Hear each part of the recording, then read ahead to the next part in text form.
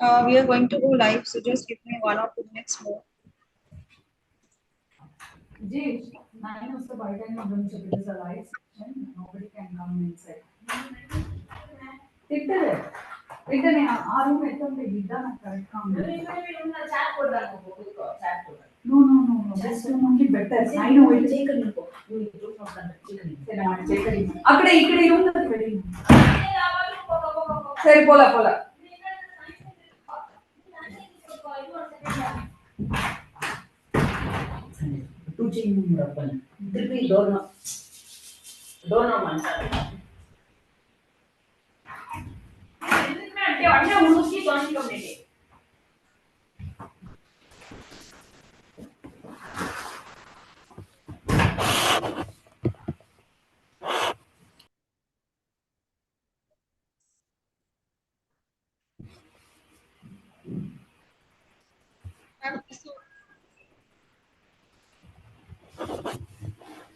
Shall we start? Yes.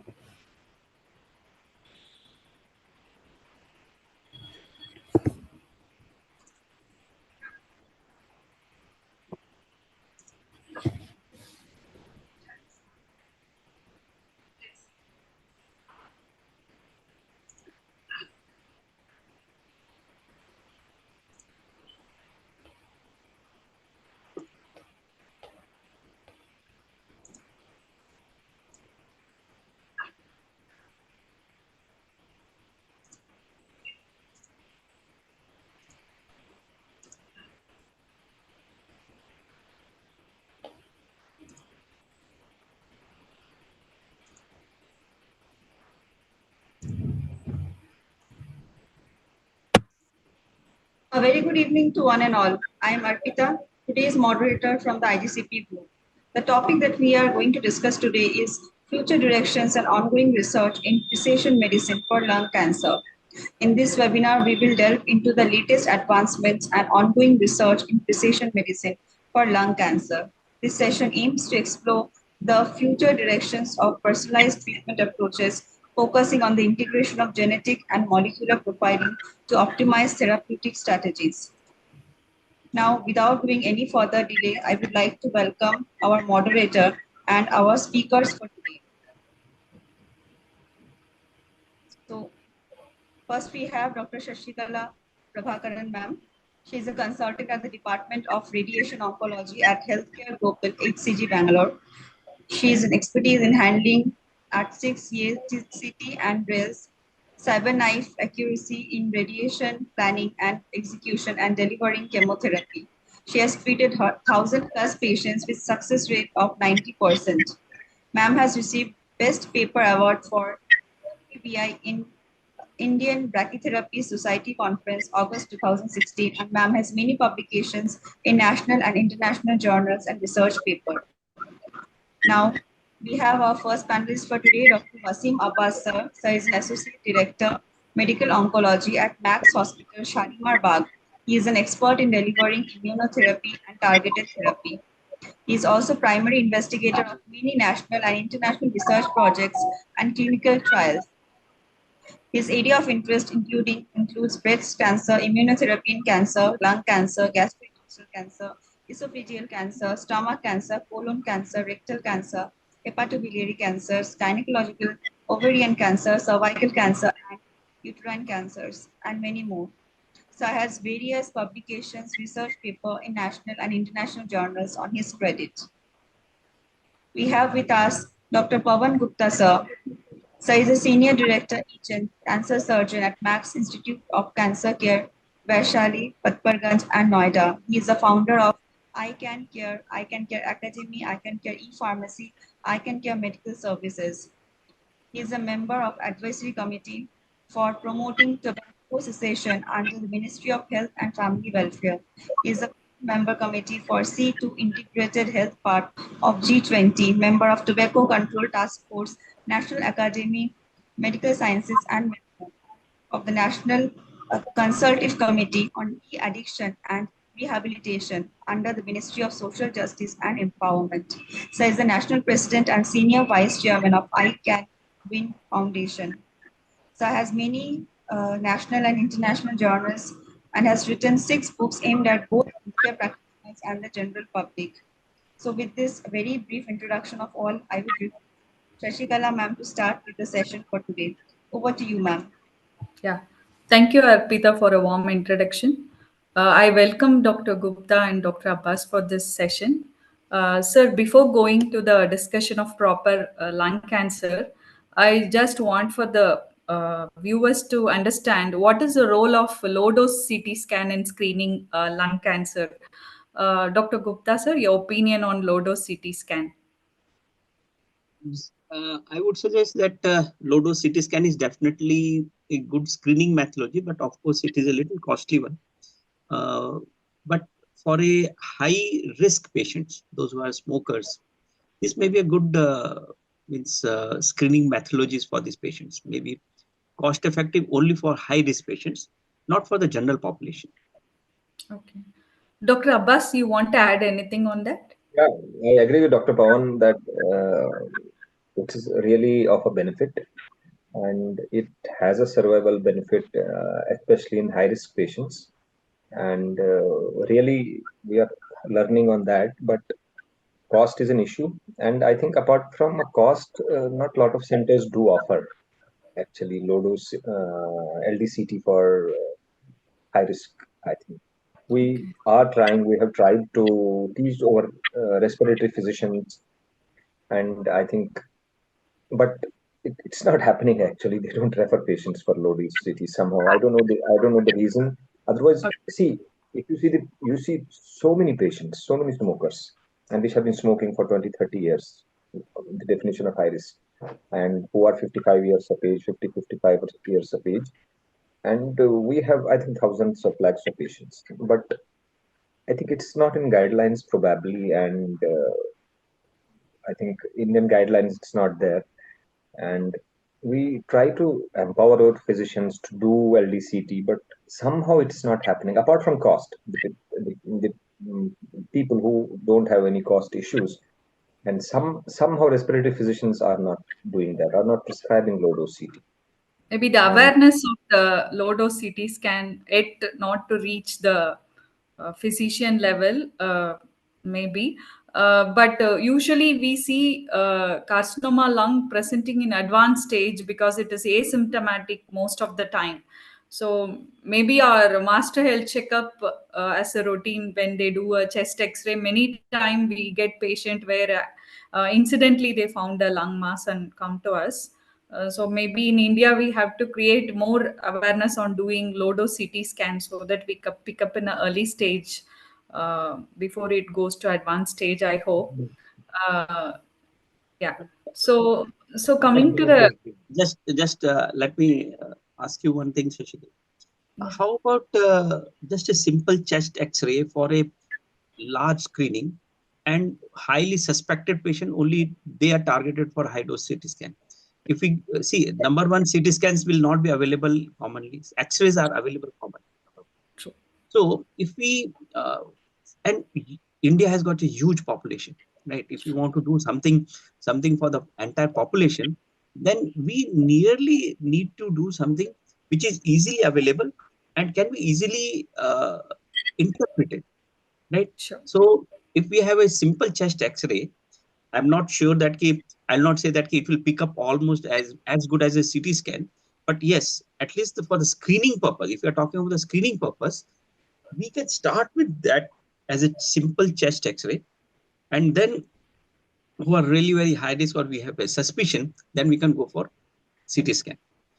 Yeah. Of course, those who can really afford and the facilities available, and if we can do like corporates or if we can do in PSUs, if we can do some screening methodology, maybe in those cases, low dose CT scan may be an appropriate methodology to do that. Yeah, I agree totally with you, sir. So wherever I go for a health talk, I really emphasize on the master health checkup where they pick up in a routine chest X-ray, CA pancreas, all those things now we see in advanced stage, like, they deteriorate fast.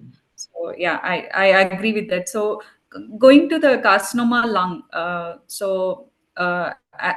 early stage operable lung cancer patient come to I you? want to add, can I add here actually? Yeah, sure.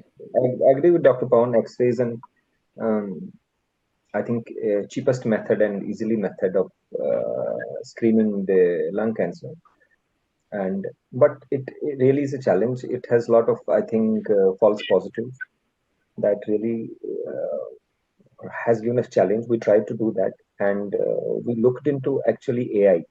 I think artificial intelligence has got a role. It has worked in tuberculosis, and there was a very great initiative by Medanta, and they have done like TB Mukt Haryana, where they have used actually AI. Obviously, it's very simple. They can you cannot call daily vigilance every day. So what did they put an X-ray? If there are out of 100, 3 are high risk, then you have to call only these patients. And I think that what we should looking at. I think AI is in it, and I think within a couple of years we might get an software as well where AI will help us in diagnosing these kind of incidental or early lung cancer. Yeah, So sure. you're talking about AI for chest X-ray, or you're talking AI Yeah, for AI for chest X-ray, sir.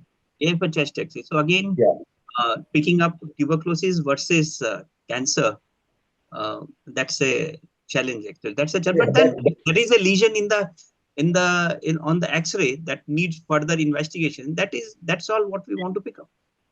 Yeah, I agree. AI is going to be definitely a in thing, and for which I think.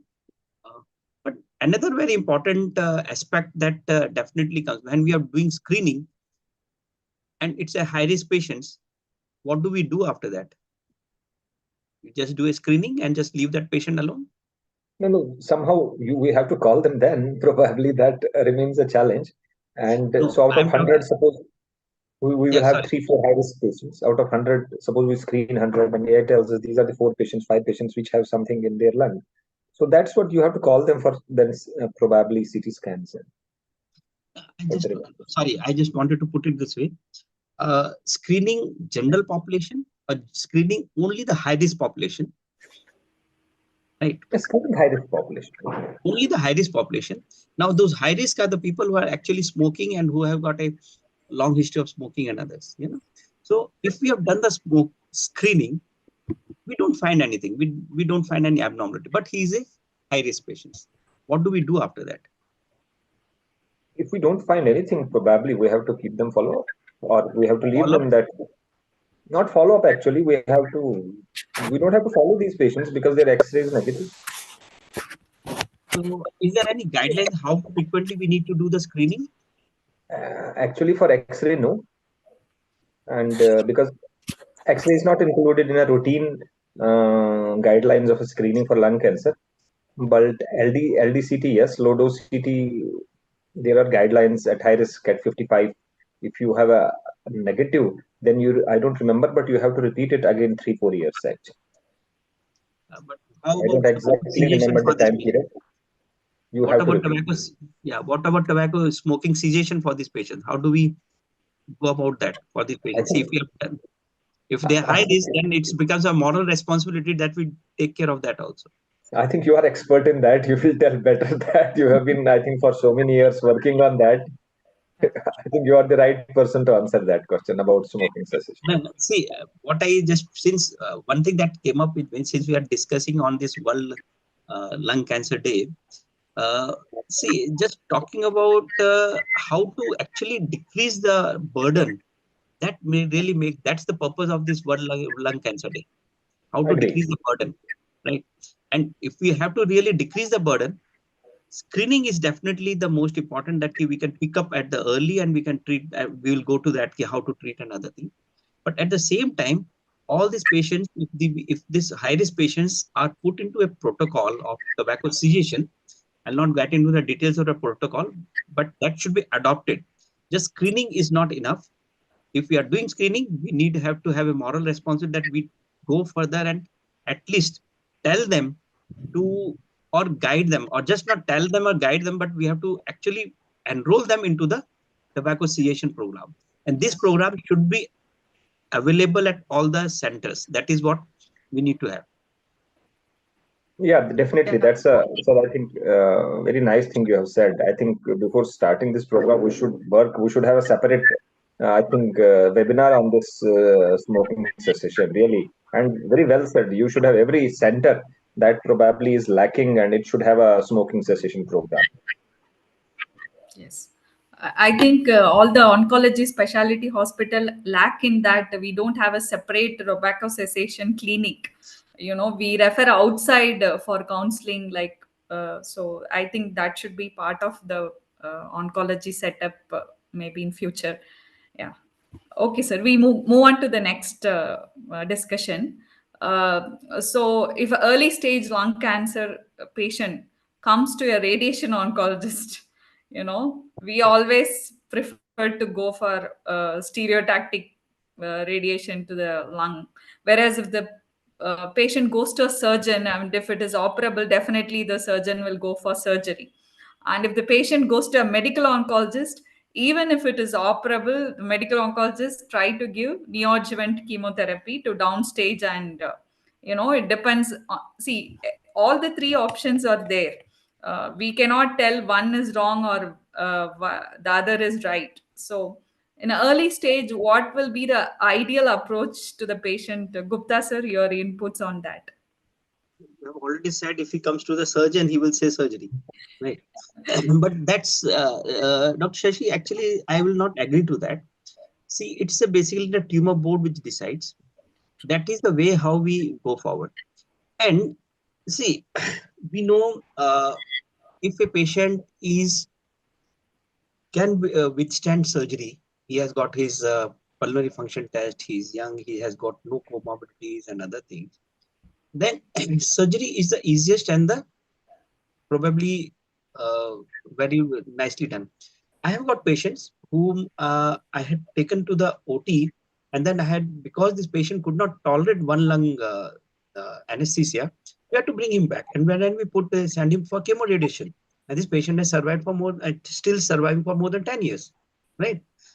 So it is basically on the for the patient's benefit that we have to decide. And now it is no more that I decide, I will take up my decision, I will say whatever I want, I will do whatever.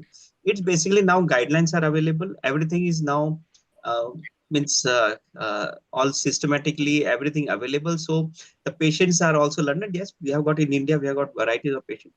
So if patient is operable, early stage, no lymph nodes, right, then probably I would that the surgery is the easiest. Either whatever the methodology is, we can use, but that gives the easiest and the probably long-term cure for the patient.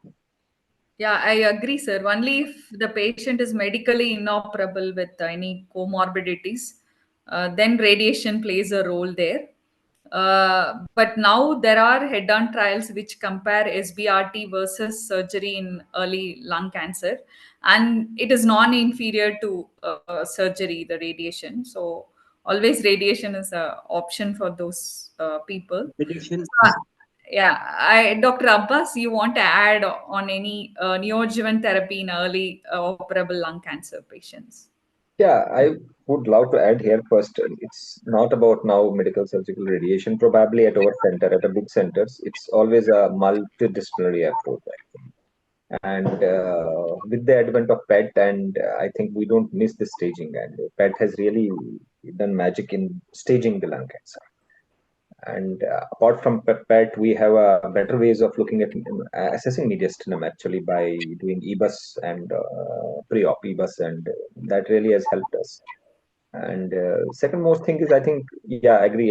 You need to look at whether patient is medically fit or not.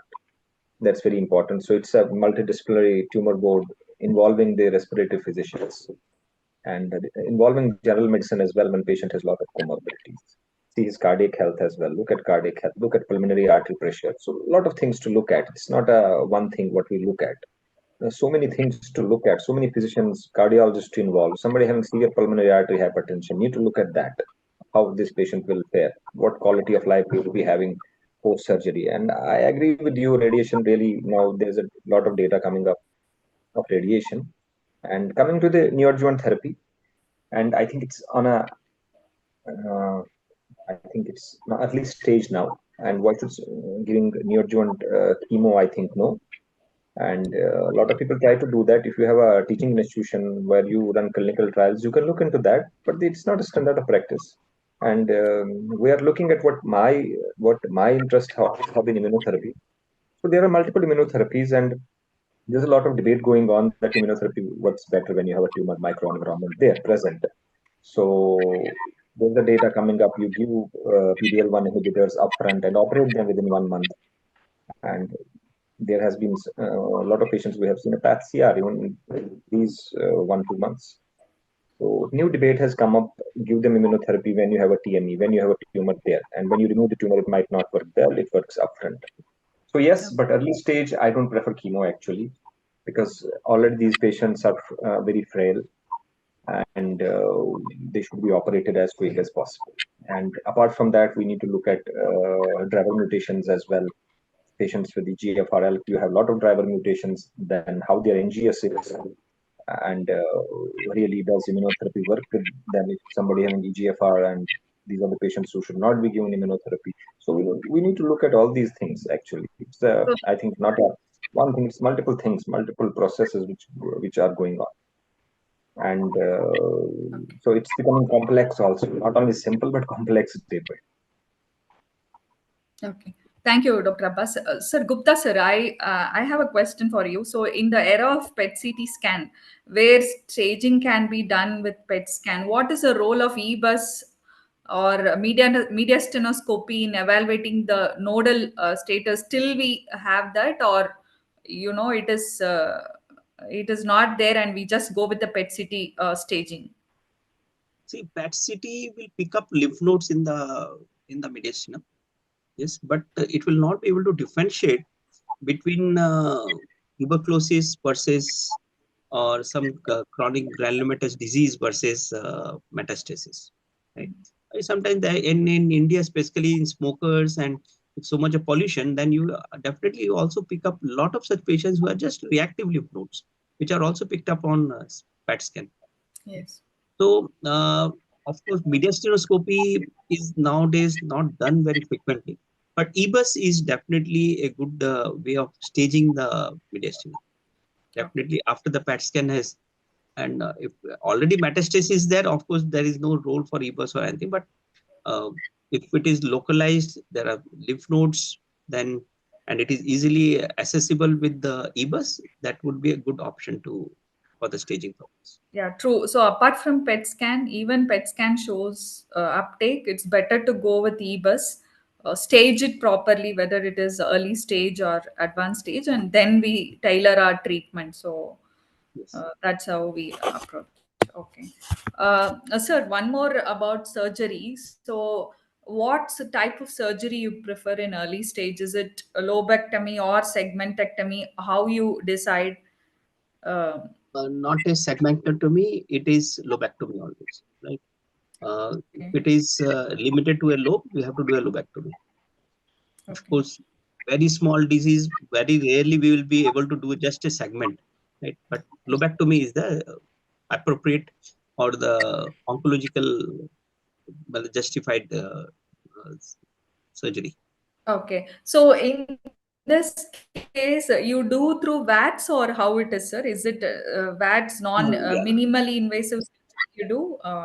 Minimally invasive VATS is, see, it can be done open thoracotomy, it can be done with mini thoracotomy, VATS, or even nowadays robotics are in. Yeah. I want to come to that. So would you prefer robotic versus other surgery? How the robotic plays a role now? See, if it is robotic is available, yes, of course, it means I would not say that. See, the advantage of robot is that it has got maneuverability is much higher. You can maneuver in any direction, and it becomes easy to handle with the same ports, a single port or maybe multiple ports, and then it becomes very easy to handle and operate. Right. So that is the advantage for the surgeon who is trained in robot. That robot may be a better option than a VATS.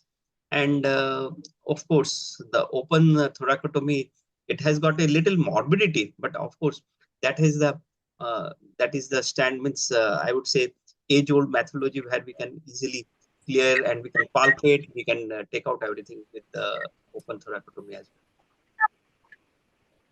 well. Okay. So the blood loss is comparatively less robotic versus other type of surgery, or it is same? Blood loss is hardly ever there in it's VAT surgery or a thoracotomy surgery or robotic surgery. You know, the blood loss is really very limited because we are just doing the anatomical dissection where we are directly going and ligating the vessels and the bronchus. So hardly any blood loss either, whatever you do, whether you are doing VATS or you are doing robotic. There is nothing much on blood loss, but yes, it becomes easier for us as a surgeon to operate with the robot rather than with VATS. VATS has got straight instruments. You know, you have to maneuver with the straight instrument. Robotic, it has got you can rotate in any direction, right? So that makes a lot of difference. Okay. Okay. Thank you, Yeah. sir. I want to add here, like there is a lot of Gupta, sir. now. So Can we will move on to interrupt you. I want to ask Mr. Gupta one question. Yeah, sure. Like, see, there's a lot of, I think now research going on, and a lot of people are doing it actually. There's one person, Rodriguez, I think he was from Italy, or somewhere, I don't know, Latin America. He practices in China now, and he does a lot of single port VATS actually. So, what is your take on that? Single port VATS? Single port VATS is easily possible in that's not it's only a little additional skill that is required, and once you are used to doing with the VATS, you can do single port VAT. Because for robotic again, robots docking time is too high. It's one couple of hours or 1.5 hours. No, not see robot docking time. See, that's all part of the surgery. You know, that's all part. You are doing robotic; it's a part of it, right? So that is not the issue. The issue is what means is it available everywhere, right? Availability is there. The cost of the equipments also increases. So it doesn't matter. See, if it is available, patient is affording. It doesn't matter. You do robotic or you do VATS or you do an open thoracotomy. That's a matter. But the important is you are doing it oncologically. Principally, you are removing the right amount of tumor. That is what is important. End of the day, that is what actually matters.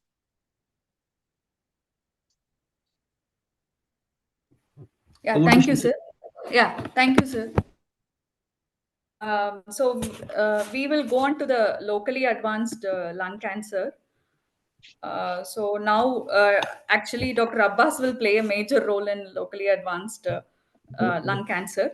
So because when the patient comes to us, to radiation oncologist also with a locally advanced lung cancer, we will not be able to save the remaining lung with radiation. So we always refer to the medical oncologist to downstage the tumor, and then we go for a concurrent chemoradiation.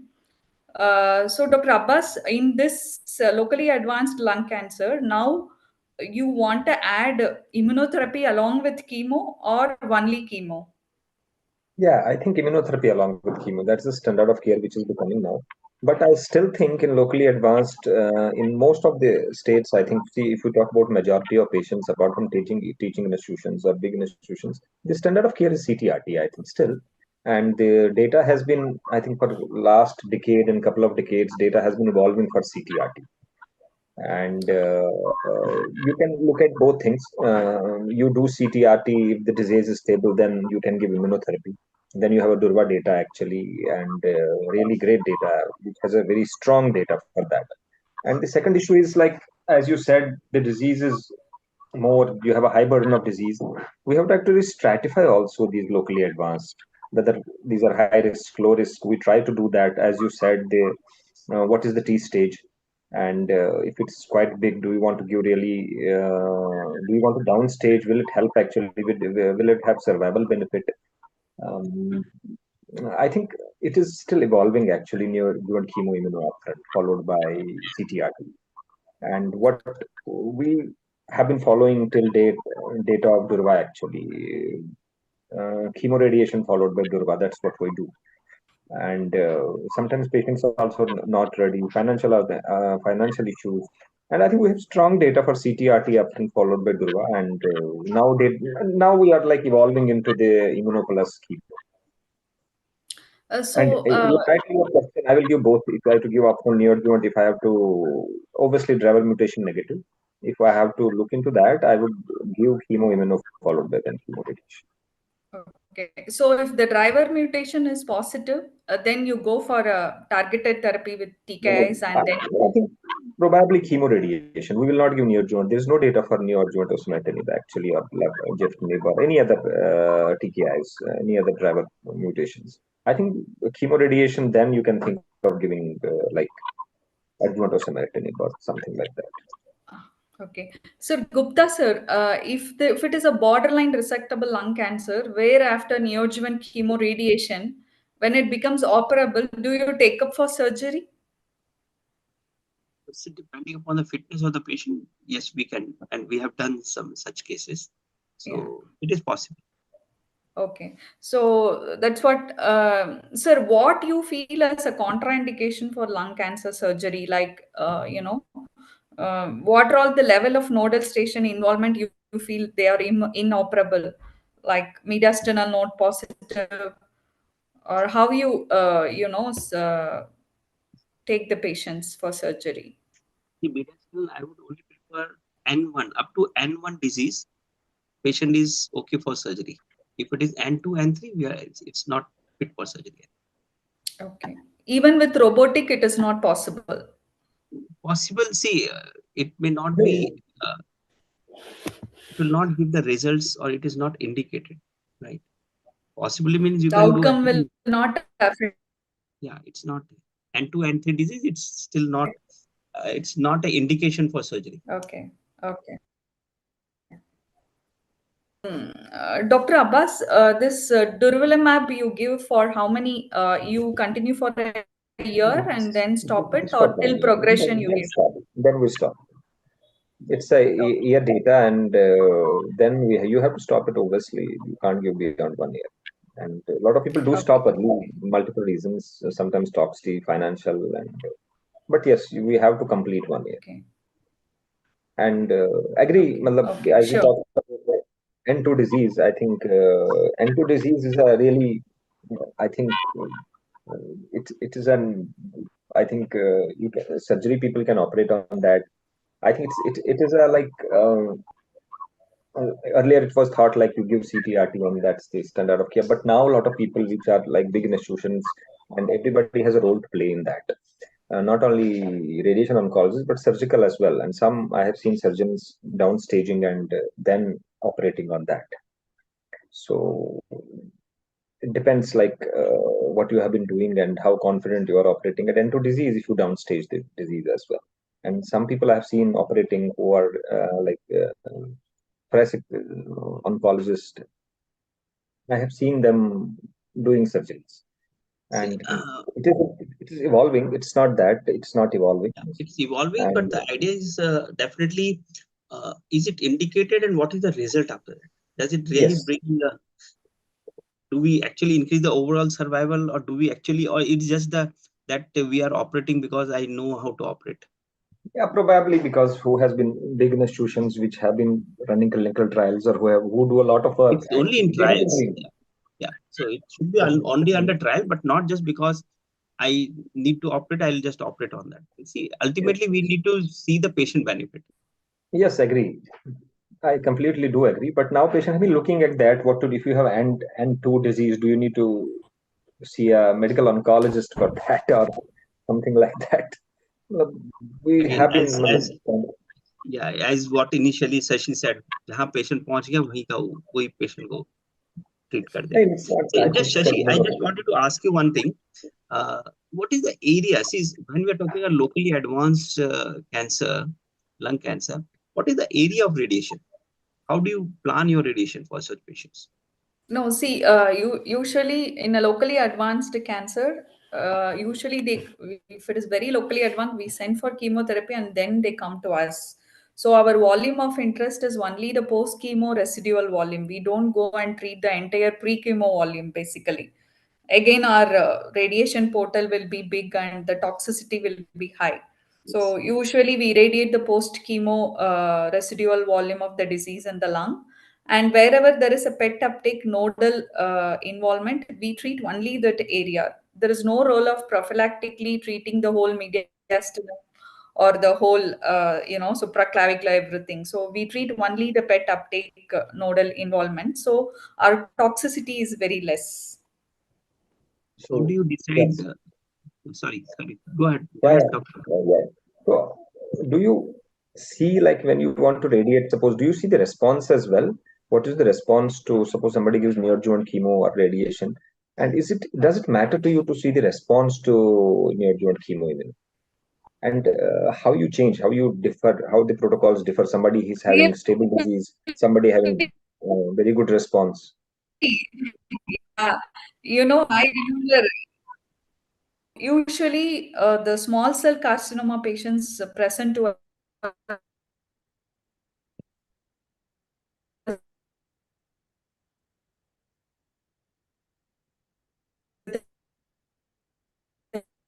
huge.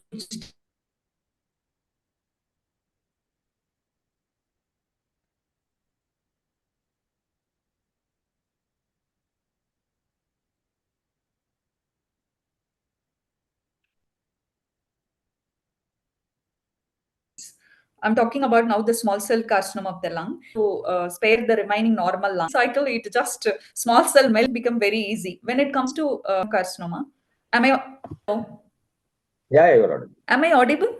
Yes. Yeah. So usually small cell carcinoma, they respond to chemo very well, and then it is easy for us to treat.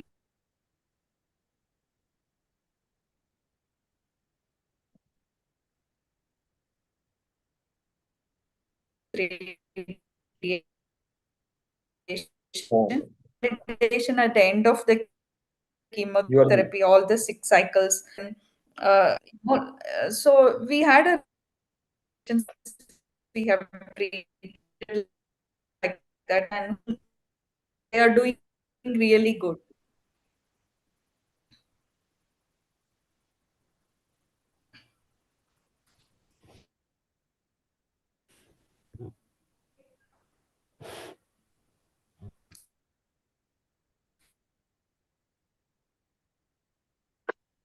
You are not audible. Hello. Your voice is breaking as well. Some problem with connection. You have connection issues, I think, there. Yeah, Shashikala ma'am. 1 minute. Yeah. Now am I audible? Yes. Yes, ma'am, you're audible. Yeah. So that's what small. We see good response with chemotherapy, and then our radiation become very easy to treat only a focused small volume of disease. We have seen good response with chemotherapy, either it is non-small cell or small cell. Yeah. Yeah. Okay. Thank you. Yeah. So we will move on to the metastatic carcinoma of the lung. So here, I have my own relative who had a metastatic CA lung who failed on all lines of treatment. So how you approach? See, if it is EGFR mutated, you put them on TKI. When they become resistant to TKI, how you select, sequence the line of treatment, Dr. Abbas?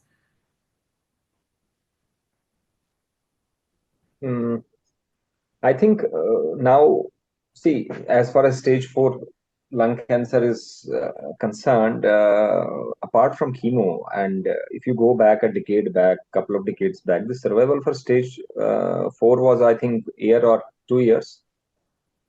And then the era of targeted therapy started. I think it was a Tonimoc was the first IPAS study, and it was a erlotinib study. Tonimoc was from Asia, and he did a study in China where he saw that there 50%, 60% like non-smokers are GFR positive. And then in India, what we saw that yes, we have in India it is 25% are EGFR positive who are non-smokers. And then it evolved actually, and really I never imagined it will so evolve. And now you can see, if you go to non-smokers, you can treat, I think, 60-70% patients without chemo now, as far as stage 4 is concerned. You have 12 to 14 driver mutations, which you can target and which we have drugs for, being it EGFR, L, CROSS, RET, MET, KRAS, and we have a BRAF as well, drugs for us. So a lot of driver mutations coming up, a lot of drugs are coming up. So, and really, apart from driver mutations, who are even smokers, they, what has revolutionized the treatment is immune checkpoint inhibitors. So there was we have seen that we used to have like, we used to call these patients who survived 5 years, and we had support groups. And now we are having support groups for lung cancer patients as well. And it's because of immunotherapy, immuno-oncology. And we have seen these patients surviving beyond 5 years with the help of immunotherapy, PD-1, PD-1 inhibitors, and not even stage 4 and stage 3 as well.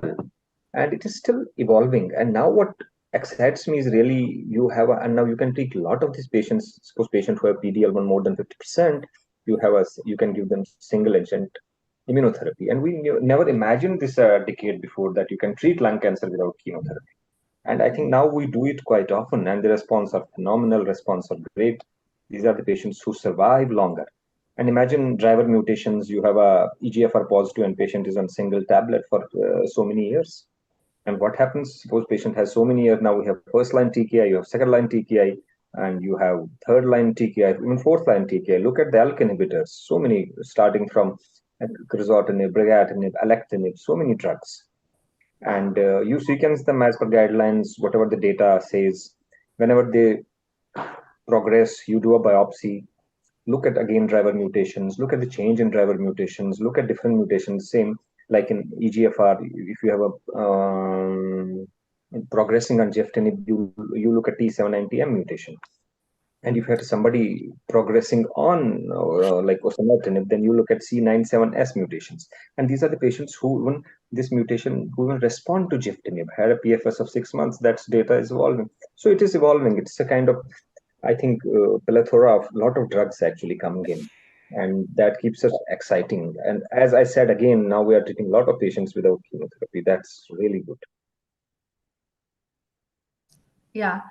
So my doubt is, so immunotherapy you want to add only when the patient progress on all these targeted therapy, or you want upfront add along with the targeted therapy? Upfront, we don't do that. And the reason behind that, there are 2-3 reasons. I haven't published data. I have 4 patients. There's a publication. What I have done is that if you have 2-3 mutations, EGFR, MDM2, or any driver mutations, it's not rational, it's not a good reason to give them actually immunotherapy, because these are the patients who can hyperprogress. Because in these patients, the disease can go very fast. Although there is a small data of bevacizumab, pembrolizumab plus chemotherapy, you can give them. But why should you give them chemotherapy when you have a tablet which can like control the disease for quite some time? Yes, it has a role in certain circumstances where you don't know the driver mutation, or it's taking time for that. You don't have a tissue available. A lot of other logistic issues. But yes, no immunochemo, only target therapy. When you can treat a patient with a simple pill, why should you give them chemo? Sure. Thank you. Thank you very much, Dr. Abbas. Gupta sir, anything you want to add? In metastatic cancer? Yes, sir. No, I want to add only one thing. The lung cancer is now becoming a chronic disease rather than a fatal disease. Correct. With so many drugs, yes, of course, it is a very costly treatment. We have got cheaper like gefitinib, which is a very cheap drug. It can be very effective.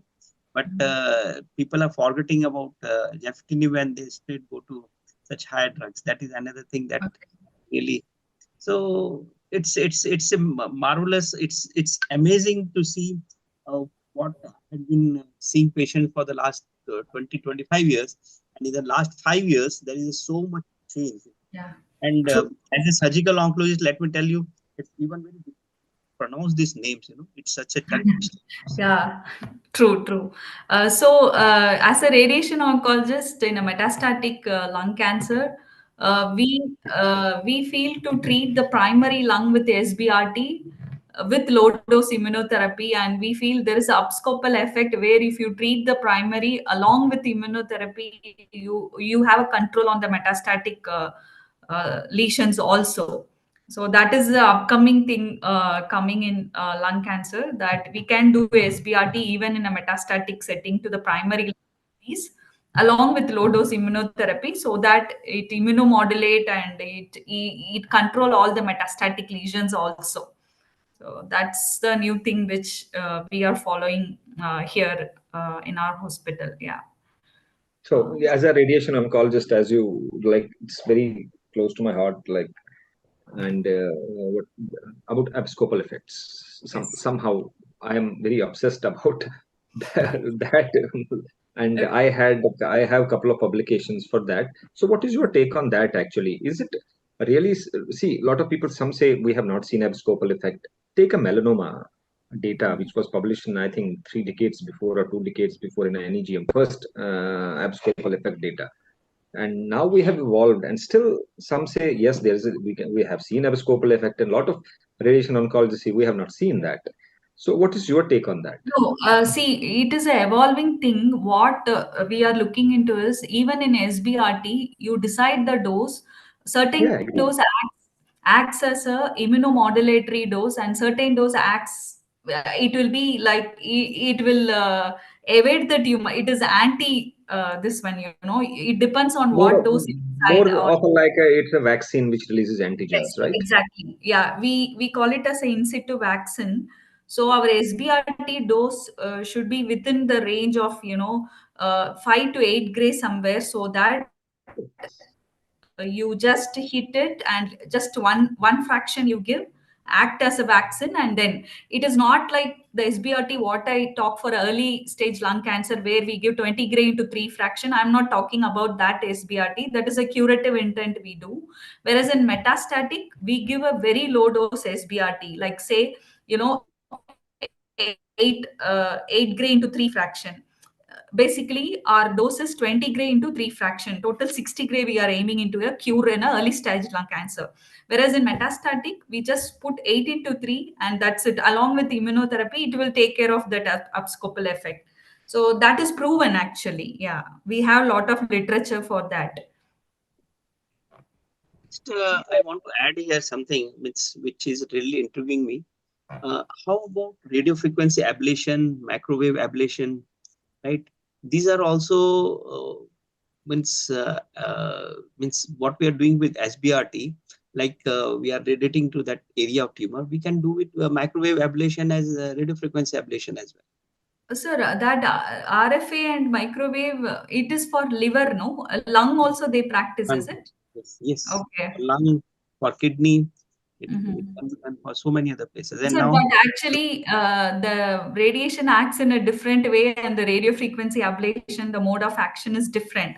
And what we call about this abscopal effect and the vaccine effect, all those things will not be there in RFA or microwave, which is there in radiation. So I think the mode of action is totally different, even though the outcomes are same.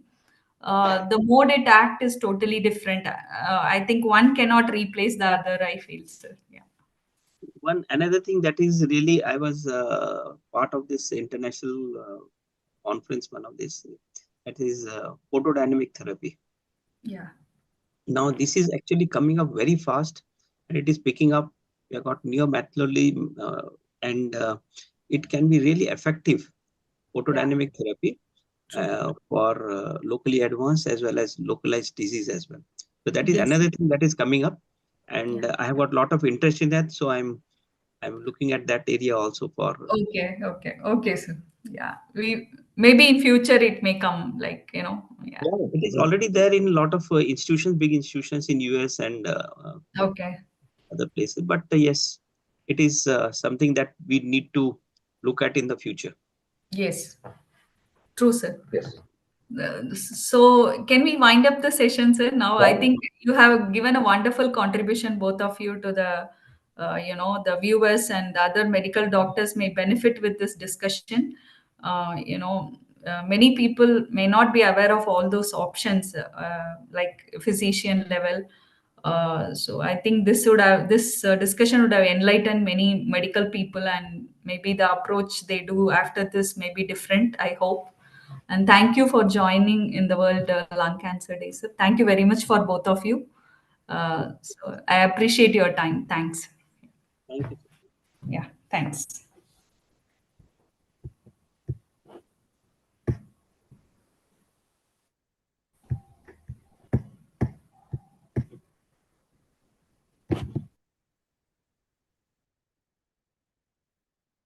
Over to Arpita, over to Thank you. organizers. Yeah. Thank you, sir. Thank you so much for joining into the session. And of course, I would like to thank Shashikala ma'am for the wonderful moderation in the occasion of World Lung Cancer Day. And thank you, Dr. Wasim Abbas sir, Dr. Pawan Gupta sir, for your expertise and insights that have been invaluable in raising awareness about the critical issue of lung cancer. So I would like to thank everyone, all the attendees, for joining into the session and making it a successful one. Thank you, doctors. Thank you, Arpita. Thank you, sir.